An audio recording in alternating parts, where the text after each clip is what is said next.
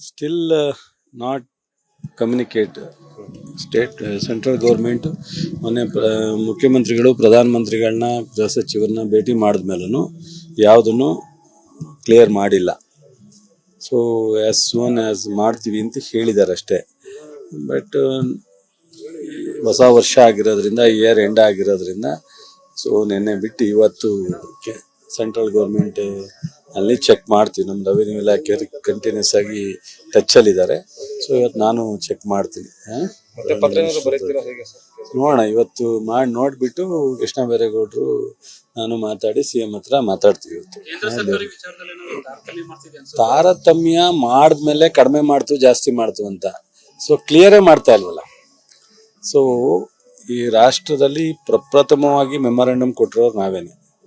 ಬರಗಾಲದ ಅನೇಕ ರಾಜ್ಯಗಳ ಬರಗಾಲದಲ್ಲಿ ನಮಗಿಂತ ಹೆಚ್ಚು ಕಡಿಮೆ ಇದೆ. ಆದರೆ ನಾವು ಭಾಳ ಫಾಸ್ಟಾಗಿ ಎಲ್ಲ ಥರದ ಫಾರ್ಮ್ಯಾಲಿಟೀಸ್ನ ರಿವ್ಯೂನ ಸಬ್ ಕಮಿಟಿ ಮೀಟಿಂಗ್ನ ಸೊ ರಿಪೋರ್ಟ್ ತೊಗೊಂಡು ಸಬ್ಮಿಟ್ ಮಾಡಿದ್ದೀವಿ. ಕೇಂದ್ರದಿಂದನೂ ಸಹ ಭಾಳ ಕ್ವಿಕ್ಕಾಗಿ ಬಂದು ಕಮಿಟಿ ಇನ್ಸ್ಪೆಕ್ಷನ್ ಮಾಡಿ ಹೋಗಿದ್ದಾರೆ. ಅವರು ರಿಪೋರ್ಟ್ನ ಮಂತ್ರಿಗಳಿಗೆ ಸಬ್ಮಿಟ್ ಮಾಡಿದ್ದಾರೆ. ಸೊ ಇದೆಲ್ಲ ಆದಮೇಲೆ ಮಂತ್ರಿಗಳ ಲೆವೆಲಲ್ಲಿ ಹೈ ಲೆವೆಲ್ ಕಮಿಟಿ ಮೀಟಿಂಗ್ ಆಗಬೇಕಾಗಿದೆ. ಅದೊಂದು ಹಂತದಲ್ಲಿ ಪೆಂಡಿಂಗ್ ಮಾಡ್ಕೊಂಡಿದ್ದಾರೆ. ಏನಕ್ಕೆ ಅಂತ ಗೊತ್ತಿಲ್ಲ, ನೋಡೋಣ, ಇವತ್ತು ಚೆಕ್ ಮಾಡಿ. ಸರ್, ಆಂಜನೇಯರು ಒಂದು ಸ್ಟೇಟ್ಮೆಂಟ್ ಕೊಡ್ತಾರೆ. ಅಂದ್ರೆ ಈಗ ಅಯೋಧ್ಯೆ ರಾಮ ಮಂದಿರ ಉದ್ಘಾಟನೆಗೆ ಸಿದ್ದರಾಮಯ್ಯಗೆ ಆಹ್ವಾನ ಕೊಟ್ಟಿಲ್ಲ, ಅದಕ್ಕೆ ಅಲ್ಲಿರೋದು ಬಿಜೆಪಿ ರಾಮ, ಇಲ್ಲಿರುವಂತ ಸಿದ್ದರಾಮಯ್ಯ ಹುಟ್ಟಿರುವಂತದ್ದು ನಮ್ಮ ರಾಮ ಇಲ್ಲಿದ್ದಾನೆ. ಹೌದು, ಒಬ್ಬ ರಾಜ್ಯದ ಮುಖ್ಯಮಂತ್ರಿಗೆ ಕೊಡದೇ ಇದ್ರೆ ಅದು ರಾಜಕಾರಣ ಮಾಡ್ದಂಗೆ ಆಗುತ್ತೆ. ಅವರು ರಾಜಕಾರಣ ಮಾಡೋದಕ್ಕೋಸ್ಕರನೇ ಒಂದೊಂದು ಚುನಾವಣೆಗೆ ಒಂದೊಂದು ಇಶ್ಯೂ ತಗೊಂಡ್ಬರ್ತಾ ಇದ್ದಾರೆ. ರಾಮ ಮಂದಿರ ಎಲ್ರಿಗೂ ಸೇರಿತ್ತು.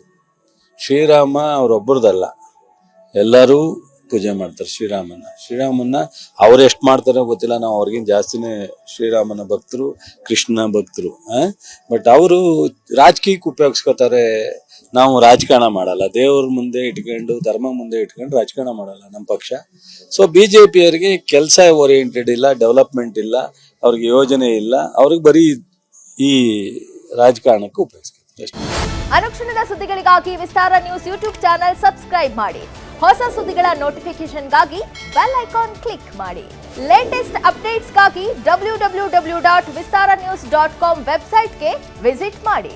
ಅಂಗೈಯಲ್ಲೇ ಜಗತ್ತಿನ ಸುದ್ದಿ ತಿಳಿಯಲು ವಿಸ್ತಾರ ನ್ಯೂಸ್ ಕನ್ನಡ ಆಪ್ ಡೌನ್ಲೋಡ್ ಮಾಡಿ.